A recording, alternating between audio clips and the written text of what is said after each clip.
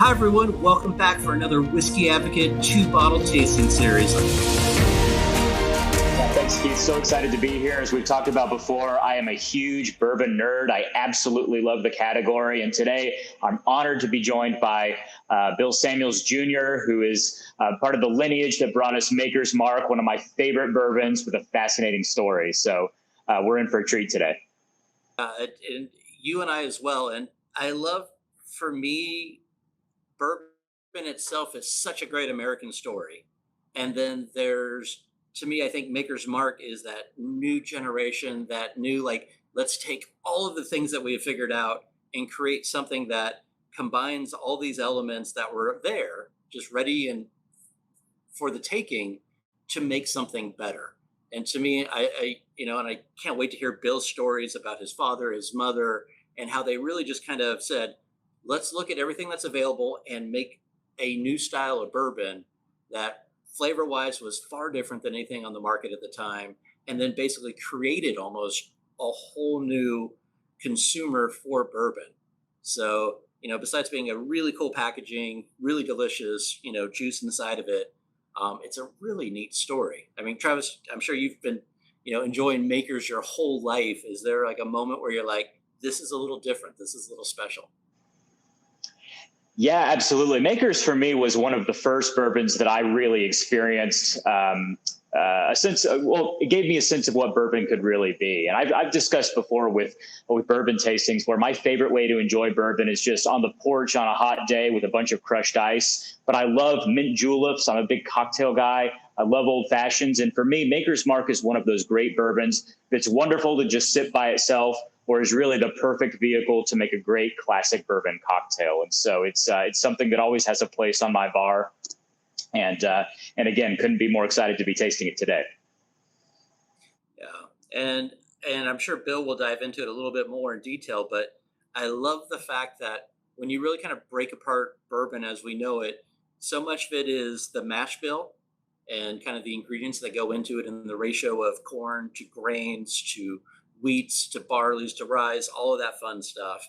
And then so much of it is also the proof or the alcohol level you bottle at. And it's funny that just a little bit of difference on any of those ratios can completely change the product.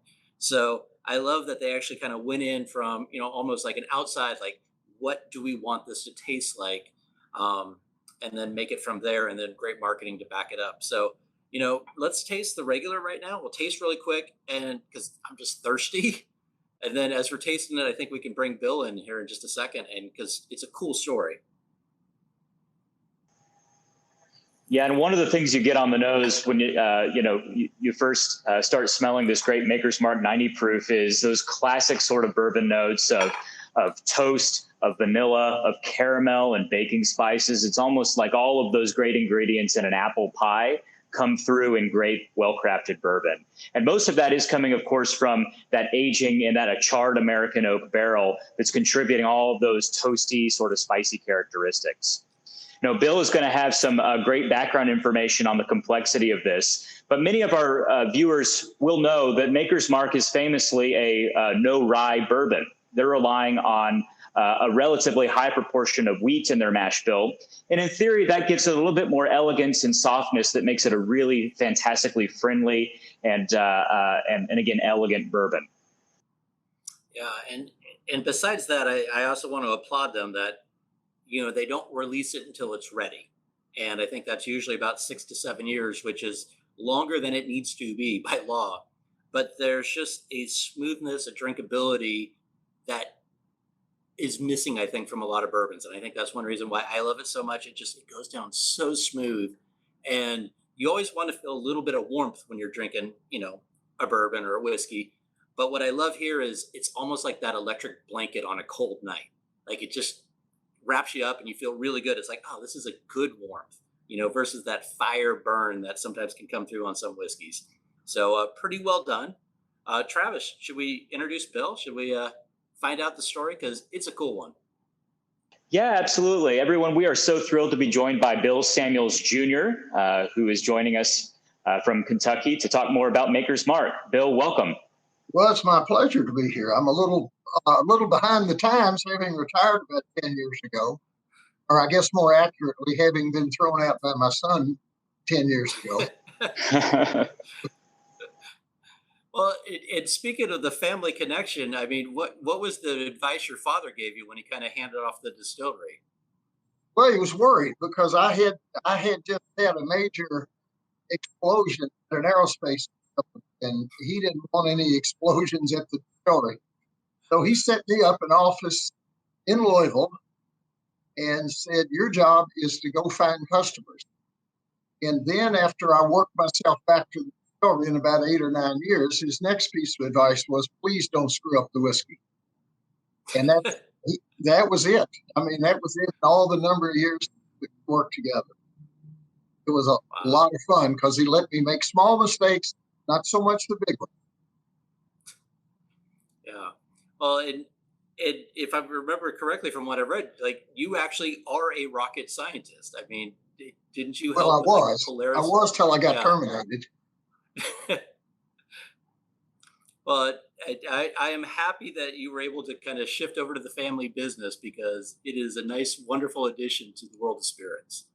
How did your dad and mom come up with the recipe or the mindset? I mean, that was kind Well, of believe it or not, when people think of the recipe, they think of the ingredients and the proportion of the ingredients, and certainly, and where they're grown. And certainly that's one big piece of it. But the other piece that Dad was really focused on is we've got to process these ingredients through the conversion of sugars and sugars to beer. And there's lots of opportunities for sour and bitter sour flavors to come through that process. And so there was a huge focus on that. Once he got the ingredients, but first, let me back up a second. Dad was first and foremost an engineer. He had been a whiskey maker, actually helped his father come out of Prohibition to rebuild a 150-year-old family distillery.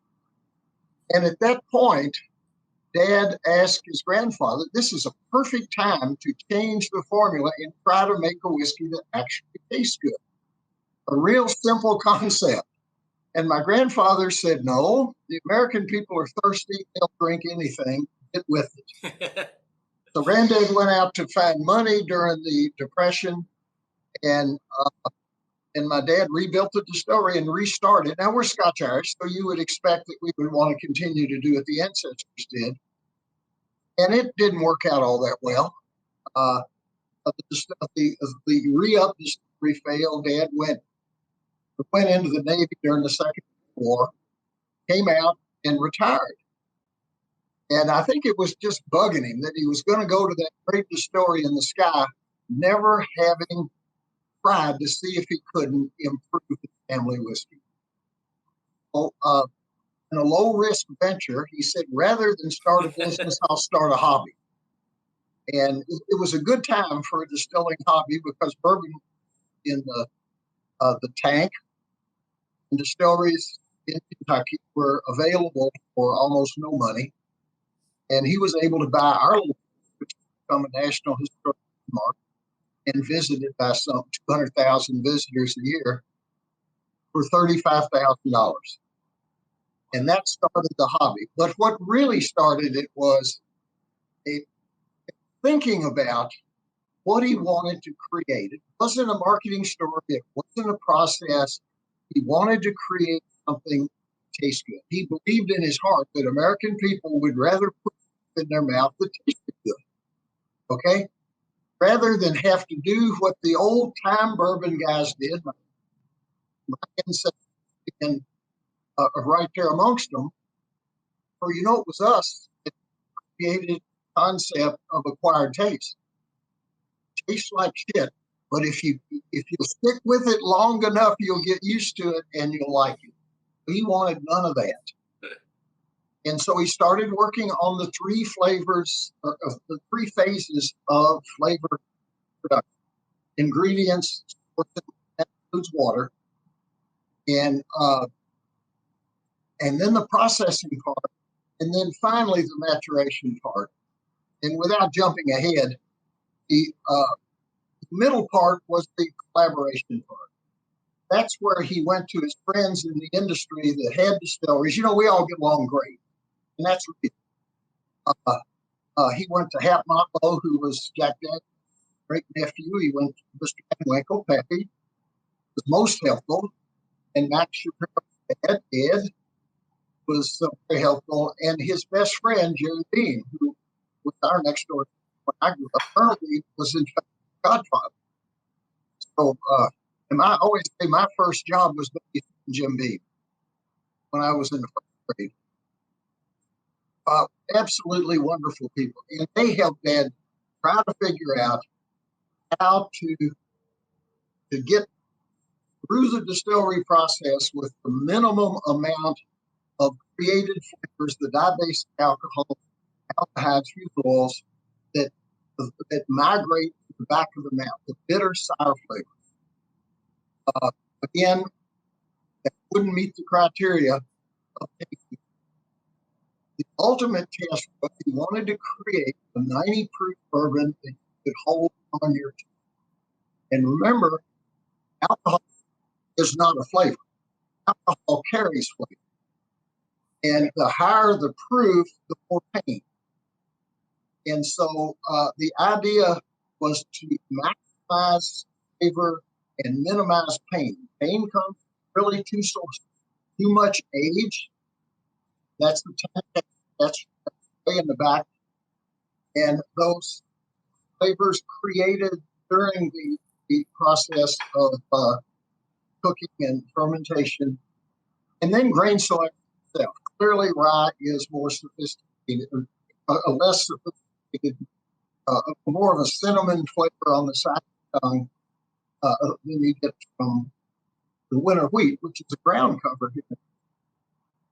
Then going farther, where do you get those grains? And we started out with the Peterson family, a small farming family in Loretto, Kentucky, that had at the time, I think, 87 acres of row crops.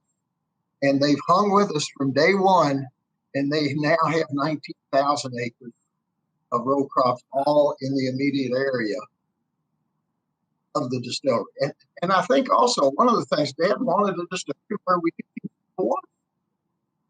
And being way far out in the country, I think it may be the only distillery that I know of that can use 100% of its water. So, you know, the things that were important about when he bought it, I'm fortunate enough to be able to go with him. It really has been a joy to see how bourbon has grown, not just Maker's Mark. It's been a joy to see everybody do well and the friendship into the second and third generations. And here I am. I guess Jimmy Russell and I are the only people over 80 that are still around. But I wouldn't trade anything. And then, of course, right in the middle of all that, Mom came in and realized Dad didn't have enough sense or enough money to design a package. So, Bill, I'm thrilled that you just brought up your mother because, of course, Maker's Mark has become famous not only for the liquid in the bottle, but also for a really iconic bottle as well, all of which are hand dipped in wax to this day, and then with a really wonderful label. Can you talk a little bit about her contribution to this handmade sort of branding of Maker's Mark? Well, she was one of the really smart people that had a lot of hobbies, and she was well educated as a chemist, which helped when she got to the wax. But I think it was out of fear that Dad was going to try to put this stuff in a paper sack and that bothered her. So and she had impeccable taste. But her interest, she was a certified calligrapher, chemist. She was the country's foremost authority on early 18th century English pewter, thus the name Maker's Mark. And the next thing, she didn't know the limitations of bottle design at the time. She designed a bottle that she wanted and then forced Illinois to make it. Dad said, they won't make it. He said, we'll invite the chairman to Derby and I'll work on it. And she did. And that's why every pour of Maker's Mark, you get that little gurgle. Okay, that was impossible before she imposed the pinch in the neck on the bottle maker. They had never done one before. They didn't want to do it because it would it would cause leaning necks when you put the spigot in, might chip the glass, and that would be. And he made them slow the line down so it actually worked. But very persistent. And she got a little upset with Dad when she showed him the model. The first model was made out of paper mache, and she made a bracelet. And she showed him, and he said, "How in the hell are we going to get that goop on the bottle?" And she said, "You're just going to have to figure it out." Then he said, "And how's the customer going to get it off?" Because she hadn't thought about the tear tab or any device that would. And he said, "I'll tell you what they'll do. They'll go get a butcher knife and they'll start whacking around on it. They'll get cut, and then they'll sue us. And isn't that going to be a nice turn of events?"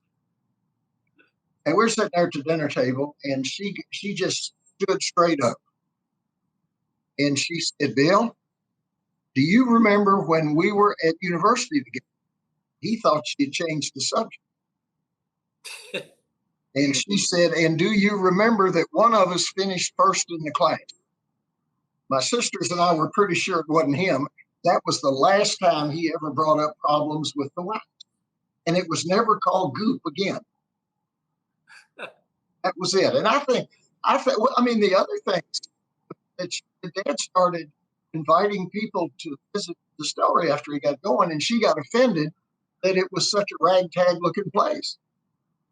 So it's also a garden. And you know the landscape. We picked up storing buildings. She had me in the basement of the old courthouse over at Springfield, doing the genealogy on the origins of the distillery. Thing you know, it becomes the first national landmark story. And my sister was out of a job. She could talk. Mom decided we need a visitor program just to give Lester something to do. We never had a visit, never had the first visitor. 14 years. And we started the visitor program in 1967, and it was the first one in Kentucky. And again, because we all get along so well, she went over, talked to Booker and Jimmy Russell and Max. And next thing you know, we got 5 or 6 stories running people around. And it'd be a couple hundred a month, maybe. And it'd end up filling a lot of beds over at Barstow. That was really the big impact from an economic standpoint. And we felt pretty good about that since the majority of us were from Barstow. And so and next thing you know, it got big and we couldn't handle it anymore. So the association went over about 40 years, and it's become a very big deal. But I'm proud that I was in the room. And Wow. To me, hearing this is just it's amazing, and I love hearing it. And coming from the wine background, it's almost like it's an estate vineyard or an estate bourbon, because I love that you mentioned the farmers that you've been buying the grains from for years. The water is absolutely important, and the fact that you guys have your own water. The yeast, I think, is also special to the family, and you've been protecting that. And then you age everything right there. And that's charming and spectacular. And, like we celebrate it in the wine world, and the fact that it's all controlled in one site there is amazing. And then now hearing the stories of basically your mom kind of inventing the bourbon trail, like this is, if we're going to do this, let's do it right. And I've worked with some restaurateurs that kind of have that same mindset that if we're going to do it, make it right. So do it right or don't do it at all. One of the things exactly. that it sounds like, I mean, because they did the heavy lifting. And like I said before, my job was to try to give it a little exposure. But one of the things that happened was very accidental. and it was the Korean War. Because Dad started right in the middle of the Korean War. All the distillers were very much aware of what happened the last war we had, and that's Roosevelt's distillery stand. So they all started overproducing, thinking that Eisenhower was distilleries down again. And then when it became apparent that he wasn't, everybody was way oversupplied. They started canceling barrel orders. And so when my father went to see Tom Boswell, Independence Day, that's Brad's grandfather, we bought our first barrel from him. We're still buying them from the family. And he went out and asked Mr. Tom, what can he do to help him soften the whiskey?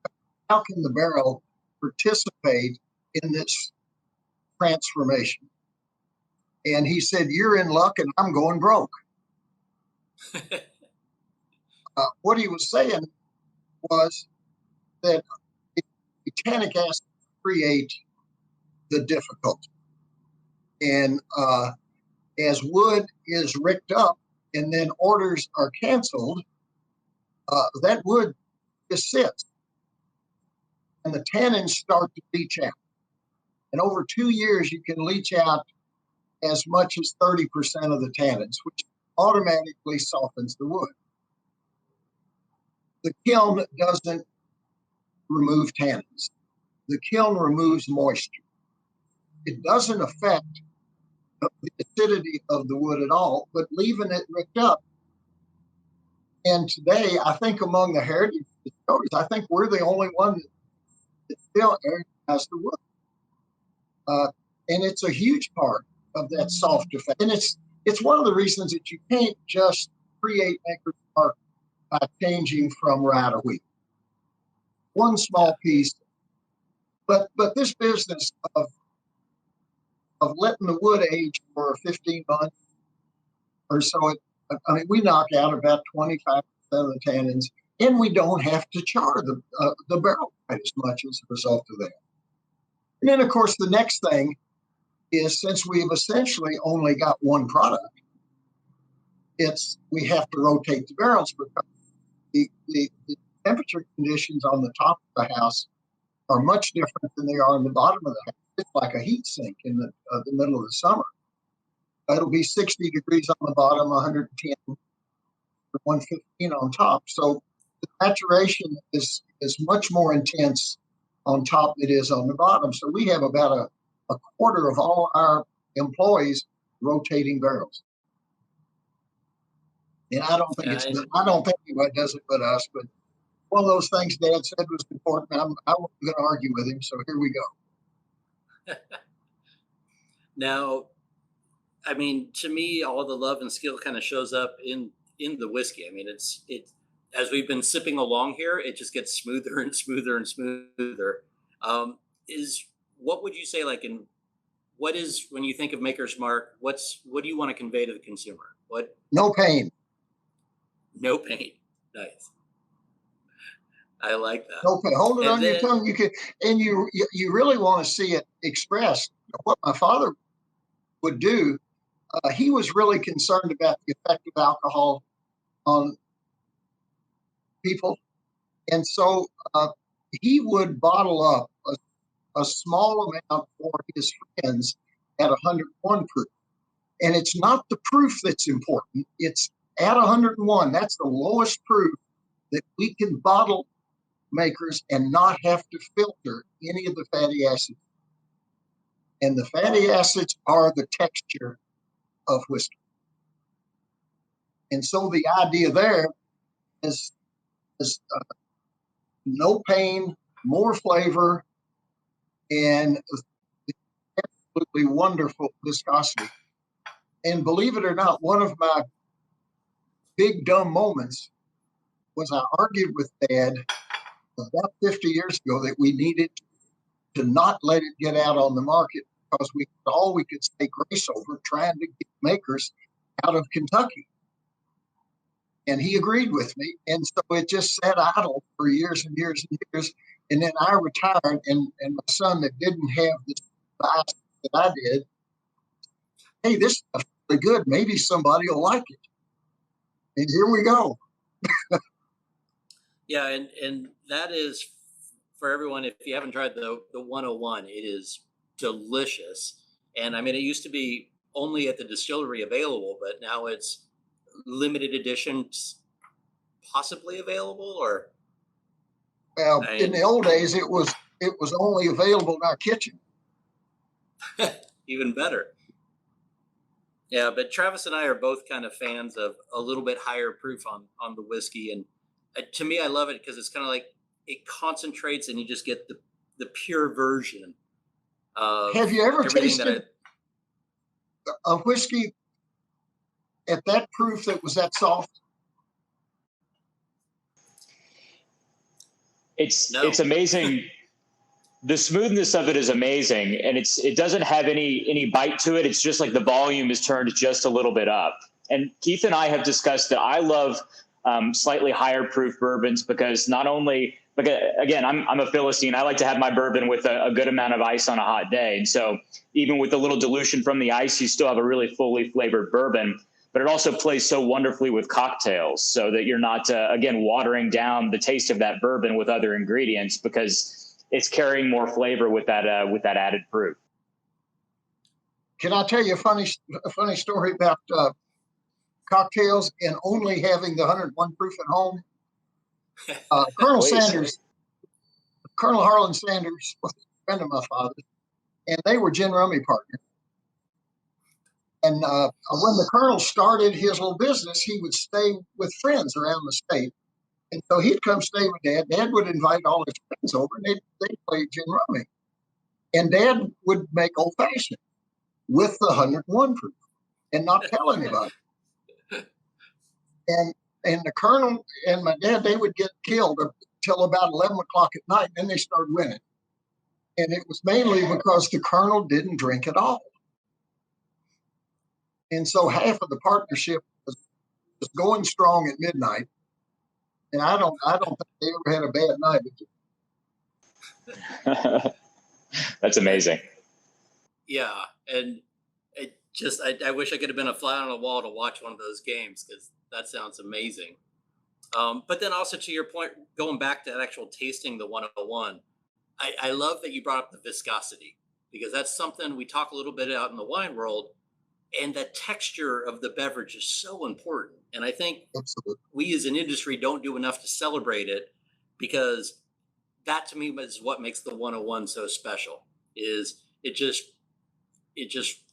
it's delicious and it's just so thick and rich, but still so smooth that it's pretty impressive. It's kind of, like I remember being in the movie theaters and when like THX came out and like they just do that.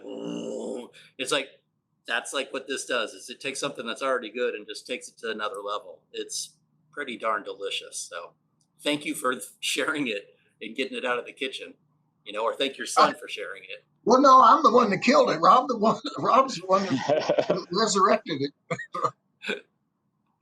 And just one question, since we have you here, I would be curious to think, what could you ever envision bourbon being as popular as it is now? I mean, I love it. But I'm going to tell you industry. something. Let me tell you something. Bourbon deserves to be popular.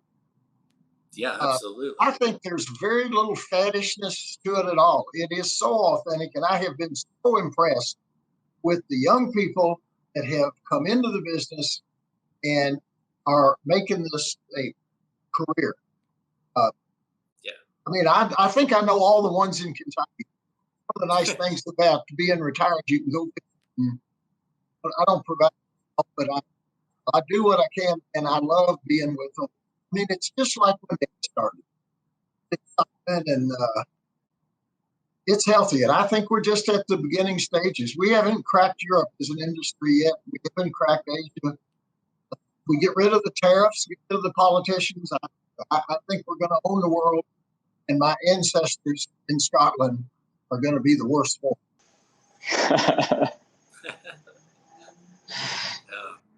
Well, it is a wonderful time, and I love like looking at our P mixes across all of our restaurant concepts, and to see like an old fashioned in the top 3, top 5 of almost all of our restaurant concepts.